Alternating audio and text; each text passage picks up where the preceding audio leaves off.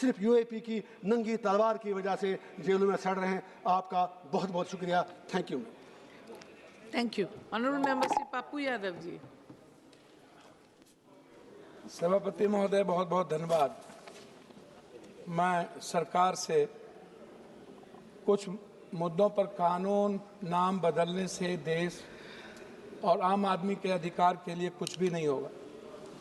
मैं अभी इंडिगो से ही शुरू करता हूं। इतनी बड़ी त्रासदी बंद, पूरा देश गुलामी की ओर चला गया, बंद हो गया, हम सब लोग कैद हो गए और कल भी कोई फ्लैट नहीं हो रही, लगातार साजिश हो रही है।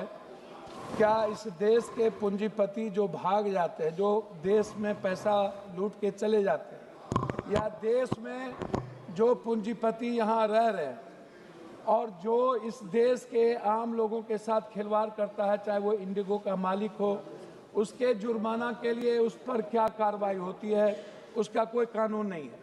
जैसे मेडिकल काउंसिल ऑफ इंडिया, ये जो one nation one health, one nation one education, आप जर्मनी जाइए, अन्य कंट्री में जाइए, कहीं पर आपको प्राइवेट एजुकेशन, प्राइवेट हेल्थ नहीं मिलेगा। सरकार के द्वारा सब कुछ प्रायोजित है।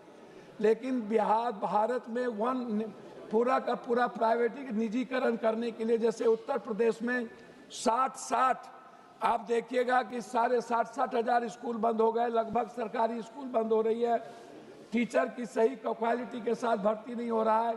तो क्या प्राइवेट स्कूल जो बिल्कुल सरकार, जो जैसे AIM खत्म कर रहे हैं, IIT खत्म कर रहे हैं, पूरा निजीकरण लोगों के हाथ में दे रहे हैं, तो इसके लिए कोई ऐसी बॉडी, रेगुलेटरी बॉडी बनेगी?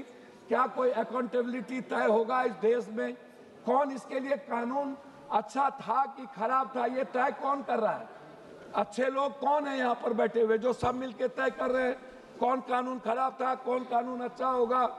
ये पूरा का पूरा जो संशोधन है वह अपने फायदे के लिए पूंजीपति, बड़े बड़े कॉरपोरेट, बड़े बड़े निजीकरण वाले लोगों के लिए कानून बनती है। तो मेरा हेल्थ को लेकर के है, ये जो डॉक्टर जिस तरीके से पूरा का पूरा चिट्ठा लिखते हैं, या हम जब जांच करने जाते हैं या हम अस्पताल में जाते हैं तो हमको मरे हुए लोगों को भी ICU पर भर्ती करके पैसा वसूलता है और मनमानी फीस लेता है।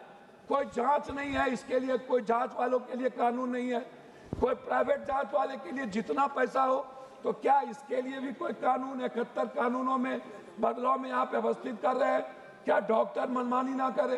क्या ये डॉक्टर पर रेगुलेटरी काम बॉडी बने, कोई इसको देखने वाला हो? क्या हमारे माननीय MP, विधायक या चुने हुए प्रतिनिधि की भी कोई उसमें भागीदारी होगी कि आप पूरा का पूरा सरकारी को दे दीजिएगा, पूरा का पूरा नौकरशाह के हाथ में दे दीजिएगा? ये नौकरशाह इस देश को गुलाम बना देगा और नौकरशाह देश को चलाता है, हमारे नेता नहीं चलाते हैं। इसीलिए अकाउंटेबिलिटी वहां होनी चाहिए। तीसरी चीज, भू हदबंदी कानून लागू हुआ, लेकिन ना तो किसी को, गरीब को जमीन मिलता है, ना लाभ कार्ड मिलता है। उद्योगपतियों के लिए 1 रुपये में 1000 बीघा जमीन मिल जाता है, लेकिन यदि गरीब को 5 डिसमिल जमीन की बात होगी, गरीब को देने की बात होगी, तो उसको नहीं मिलता। क्या उसके लिए कोई कठोर कानून लाए जाएंगे? दूसरी चीज, हम बात आपसे करते हैं, जज नहीं है, आप उठा करके देख लीजिए केस पर केस। चार्जशीट कौन देता है?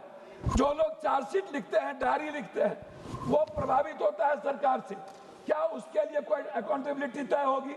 गरीब आदमी जेल में रहते हैं, सारे बड़े बड़े पैसे वाले बाहर में रहते हैं, उनके लिए कोई कानून नहीं है। जज पर कोई अकाउंटेबिलिटी तय होगी कि नहीं, कि जज क्या करेंगे, जज किससे मिलेंगे, जज कैसे प्रभावित होंगे? कोर्ट में जज पार्टी बन करके बात करता है, जैसे हाई कोर्ट में कुछ जज है जो ओपन बात करता है पार्टी बन करके, सुप्रीम कोर्ट में बात करता है। क्यों? क्या इसके लिए कोई कानून नहीं होगा? उसके बाद जो लगातार हाई कोर्ट, और जितना स्टेट में है, बिहार में 1 हाई कोर्ट है, क्या पूर्णिया में कोई हाई कोर्ट बनेगा? क्या और भी हमारे यहाँ हाई कोर्ट बनने की कोई संभावना है, ताकि अधिक से अधिक कानून निष्पादन हो? दूसरी चीज, जो लोअर कोर्ट है, डिस्ट्रिक्ट कोर्ट, उसको पावर बहुत कम है और उसको केस को सही तरीके से वो डरा हुआ रहता है और वो सही रूप से डिस्ट्रिक्ट कोर्ट अपने चीजों को बाहर कर देता, कहता जाइए हाई कोर्ट, मैं नहीं देखूंगा। तो ऐसी चीजों को क्या लाने के लिए क्या आप कोई व्यवस्था करेंगे?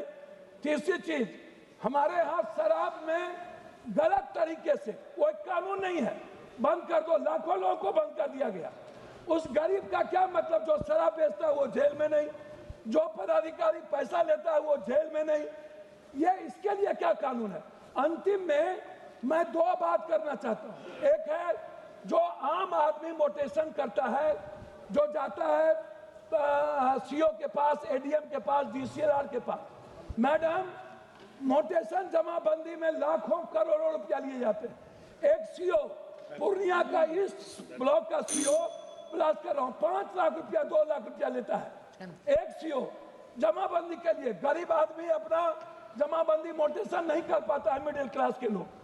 दूसरी अंतिम चीज, जो शहर में लगातार बिहार में बुलडोजर चल रहा है, गरीब आदमी को आपने कुछ दिया नहीं, जमीन नहीं दिया, नहीं 5 डिसमिल जमीन दिए नहीं। शहर में किसी भी दुकानदार को आपने दुकान नहीं दी, आप व्यवस्थित नहीं किया, और उसके बावजूद उसके पूरे बाजार को सब किसको कि मैं सुंदर सौंदर्यीकरण करूंगा, बारे बार आप सरकारी जमीन पे लगातार लाश कर रहे हो। सरकारी जमीन माफिया लोग दिखा रहे हैं मैडम, टोटल मोटेशन कर रहा है, पूरा कब्जा कर लिया, लेकिन आम आदमी को नहीं मिलेगा।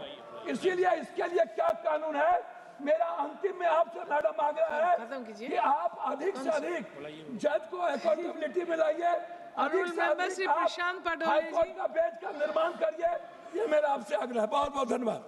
प्रशांत पडोले जी।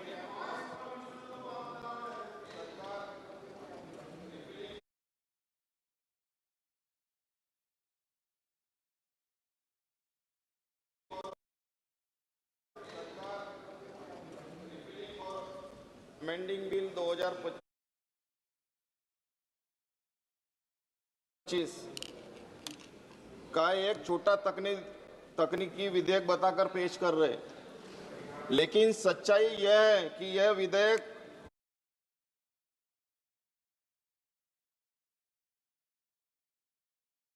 कानून को हटाने का नहीं बल्कि जवाबदेही हटाने का एक प्रयास चल रहा है। आज एक झटके में